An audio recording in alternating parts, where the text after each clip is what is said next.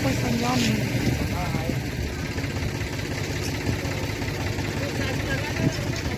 Railway का काम है। Right news. मैं अभी ओहड़ा पंचायत के ओहड़ा गांव में है। इस गांव का आबादी 5 से 6 हज़ार है और इस गांव का मात्र एक ही स्रोत है, ये मुख्य मार्ग है। और यहाँ पे रेलवे का इतना मनमानी चल रहा है कि बिना कोई सूचित किया हुआ, बिना कोई सूचना दिया हुआ, रातों रात चोर की तरह आके ये खड्डा खान दिया गया ताकि इस गांव का आबादी ठप हो जाए। मान के चलिए 5 से 6 हज़ार आबादी है, यहाँ कुछ हो जाता है तो उसका जिम्मेदार कौन होता है। यहाँ पे कुछ ग्रामीण है और चलिए आइए ग्रामीण से बात करते हैं कैसे क्या है और क्या हुआ। क्या नाम हुआ आपका, अपना परिचय जी। ये कैसे क्या हुआ, कब आपको पता चला? ये तो रात हम लोग को सुबह जानकारी मिला। अच्छा। सुबह जब आए तो देखे बच्चे को स्कूल छोड़ना था तो उस टाइम देखे गड्ढा किया हुआ है। अच्छा, गड्ढा किया हुआ। रात के 12-1 बजे का घटना है ये। जैसे सुनने में आया कि 1 बजे रात में इसको आके काट दिया गया है बिना किसी जानकारी के। इसके पहले कोई नोटिस? कुछ नहीं, कहीं कुछ नहीं है, कहीं कुछ ये नहीं मनमानी है, सिर्फ मनमानी हो रहा है।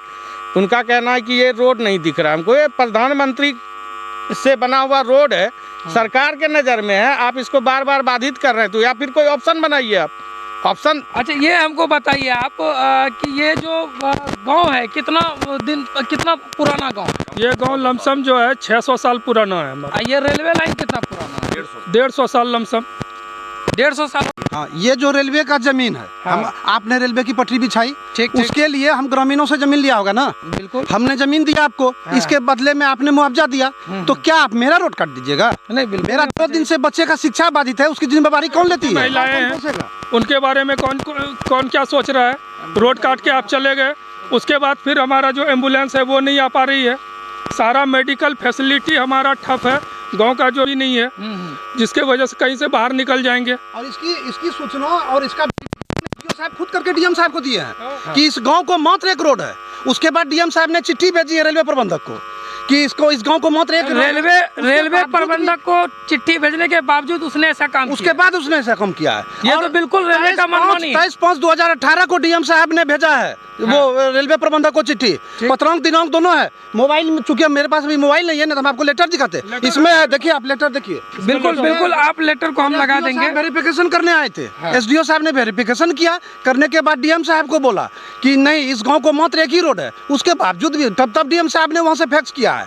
माननीय पूर्व सांसद वो जेपी यादव, माननीय जयप्रकाश नारायण यादव ने भी अपने लेटर पैड पे भी उन्होंने लिख के दिया है। उसके बाद मनीष कुमार जो पूर्व विधायक थे, उन्होंने पहल किया, वो खुद डीएम साहब के पास बैठे हुए थे, उन्होंने ही एसडीओ साहब को यहाँ भेजवाया। को आ चुका है और ये लोग पूरे तरीके से परेशान है, ठीक है, क्योंकि यहाँ अगर कुछ भी घटना घटता है तो इसकी जिम्मेदारी और सिर्फ रेलवे विभाग होगी, क्योंकि बिना सूचित किया हुआ इसका रास्ता बाधित कर दिया गया है। देखिए कैसे लोग पार हो रहा है, देखिए, दिखाइए थोड़ा सा उधर। एक्सीडेंटल केस हो जाता है तो कौन लेगा इसका जिम्मेदारी? देखिए, यहाँ विभाग से हम विनती करेंगे कि आप रोड को बाधित ना करें। इस जगह अगर हो सके तो आप यहाँ पे रेल फाटक दे सकते हैं, लेकिन बाधित नहीं कर सकते हैं। क्या आपका क्या नहीं, हमारा डिमांड तो यही है हमारे गांव वासियों के तरफ से कि हम लोग को यहाँ एक मानव सहित एक फाटक दिया जाए, या तो फिर उसका कोई सब्स्टिट्यूट, अगर उसका कुछ और समकक्ष कुछ उपाय है तो वो कर दिया जाए। बहुत सारा ऑप्शन है, या तो ओवरब्रिज बनाइए या तो रेलवे फाटक दीजिए, लेकिन बाधित नहीं कर सकते। बाधित नहीं कर सकते। हम लोग बिल्कुल परेशान हो चुके हैं। रात से अब कैसे एक आदमी को हमारे गांव का वो सांप काट लिया, वो बेचारा परेशान हो गया, कहाँ जाएगा, हॉस्पिटल नहीं जा पा रहा है। उसका जान लेने के लिए रेलवे तुला हुआ है। क्या आप ऐसे मार रहे हैं या वैसे मार रहे हैं? मर तो रहेगा। उसको पहुंचाया गया वहाँ कंधा पे ले गया हॉस्पिटल। देख सकते हैं कि किस प्रकार से ग्रामीण जो है परेशान है और रेलवे विभाग जो है अपना मनमानी कर रही है। कई गांव का ऐसा हाल है कि बांका जिला में कई गांव का जो रातों रात काट दिया गया है।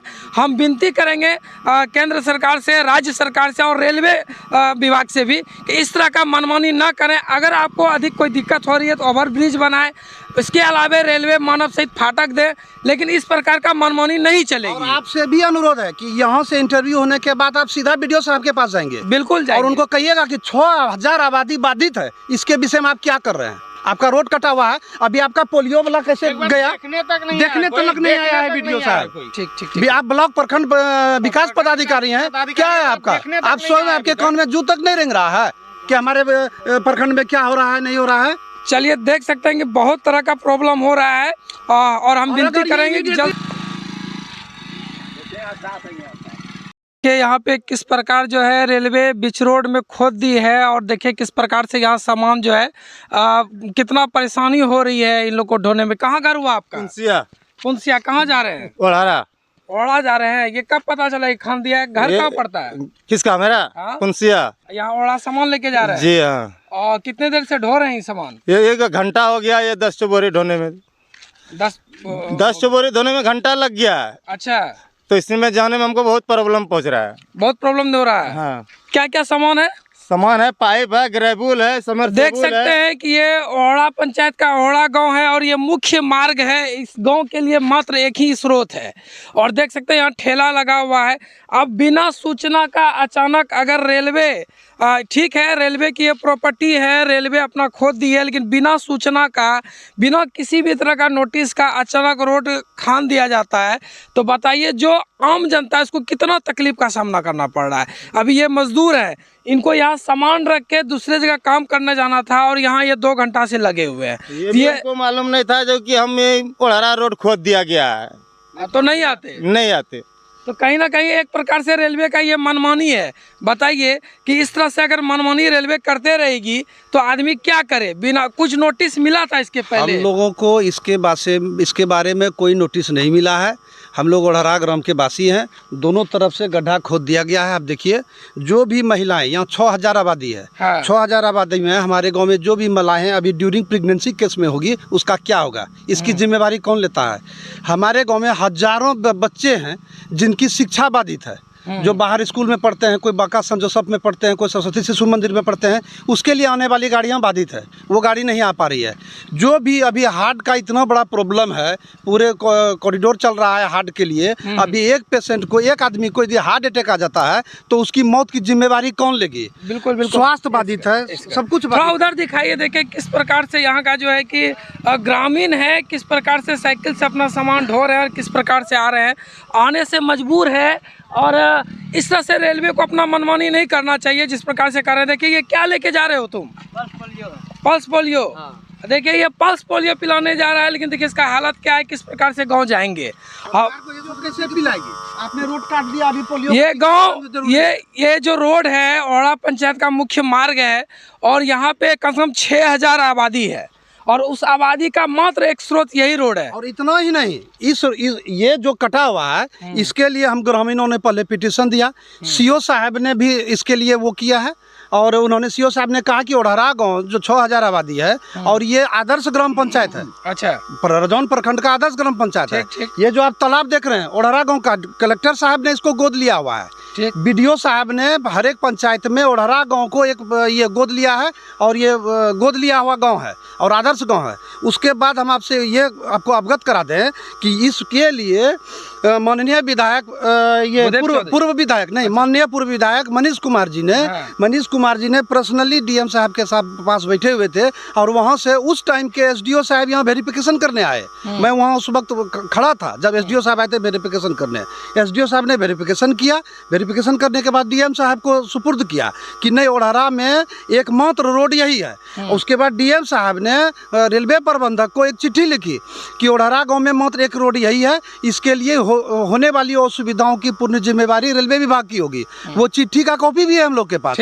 उसके बावजूद बिना कोई सूचना दिए हुए उन्होंने आके चुपचाप रात में चोरों की तरह काटा है। ये पहली घटना नहीं है, ये बांका जिला का पहली घटना नहीं है। इसके अलावे भी जो है कि खाड़ा पंचायत का जो है खाड़ा का मुख्य मार्ग काट दिया गया था रातों रात। इस तरह से चोर की तरह आके काटना कहाँ तक सही है? क्या नाम हुआ आपका? जी, मेरा नाम प्रीतम कुमार ठाकुर है। मैं अवगत कराना चाहता हूँ कि ओढ़ा पंचायत का जो है सारा हेड ऑफिस यहीं पे है। जैसे पंचायत का मुख्यालय यहीं है, कन्या मध्य विद्यालय है, कन्या 10+2 लेवल की विद्यालय है और उसके बाद जो है बीज प्रजनन केंद्र बिहार सरकार का जो है 375 एकड़ का यहीं पे है। अनेक गाँवों को जो है ये रोड जोड़ती हैं, लेकिन ये रेलवे सरकार के द्वारा बिना किसी सूचना के मध्य रात्रि में इस रोड को बाधित कर दिया जाता है, जिसके चलते अगर इतनी घनी आबादी है, 5000 मोर देन यहाँ का पॉपुलेशन है और सारी इतनी डेंस जो है यहाँ का बसाव है कि कोई कुछ कह नहीं सकता है। बाय द वे अगर भगवान ना करे लेकिन अगर आग लग जाए तो इस गांव में दमकल तक नहीं पहुंच पाएगा। किसी भी तरह से कोई व्यक्ति बीमार हो जाए तो वो अपने गाड़ी घोड़ा से जैसे भी सुविधा है वो इस रास्ते से अगर, और इस गांव के साथ साथ अनेक गांवों का एक ही जो है मार्ग है मुख्य मार्ग से जुड़ने के लिए, जिसको जो है यहाँ। इसके पहले पूर्व में आप लोग के पास कोई नोटिस? जी नहीं, नोटिस नहीं थी। कोई नोटिस नहीं। ये पूर्णतः मनमानी है और रेल सरकार जो है इसके ऊपर विचार करे, भारत सरकार विचार करे, बिहार सरकार विचार करे। इस तरह की घटना जो है अनुचित है। अगर आप इस तरह का करना चाहते हैं तो सब्स्टिट्यूट हम लोगों का निकास का रास्ता की व्यवस्था पहले करनी होती है, पहले डायवर्सन दिया जाता है। क्योंकि मैं भी पेशे से इंजीनियर हूँ, मुझे सारी प्रक्रिया मालूम है, लेकिन ये गलत बातें हैं। बिल्कुल देख सकते हैं कि अभी एक गाड़ी आ रही है, थोड़ा सा देखिए कि वो बताइए कि कैसे पार होगा। ये दोनों जगह खड्डा है और इसमें कैसे वो जाएगा। मान के चलिए 5000 6000 गांव की आबादी है यहाँ पे, और इस कदर से अगर आदमी कैसे पार होगा। कोई मेडिकल इशू हो जाए भी, इतना आबादी है तो ज़रूर है किसी ना कुछ ना कुछ हो सकता है। तो बता आपका भैया? रंजीत कुमार। अच्छा, आपको ये मालूम था कि रोड खना गया है? अभी आप परिवार और बच्चे को लेके जा रहे हैं, कैसे जाइएगा? नहीं मालूम तो नहीं था। तो अभी कैसे जाइएगा? अब कैसे जाएंगे, किसी तरह से जाना पड़ेगा, बहुत कठिनाई हो रहा है जाने में। देखिए, ये ओड़ा पंचायत के ओड़ा गांव के वासी हैं और ये अपना फैमिली बच्चे के साथ स्कूल से जा रहे हैं घर। स्कूल जा रहे हैं या अपने घर जा रहे हैं बच्चे को छोड़ने? ससुराल जा रहे हैं। अच्छा, ससुराल जा रहे हैं। चलिए, क्षमा चाहते हैं, ये ससुराल जा रहे हैं और ये अभी ससुराल आने के लिए आए हैं और इनको मालूम नहीं है रोड में खड्डा है, ससुराल कैसे जाएंगे। ये बताइए कि ये सरकार की मनमानी है या ना है। अब बताइए, महिला हैं, बच्चे हैं, बाइक हैं, कैसे जाएगा गांव? हम चाहेंगे रेलवे कर्मचारी से कि किसी भी कार्य को करने से पहले गांव वाले को सूचित किया।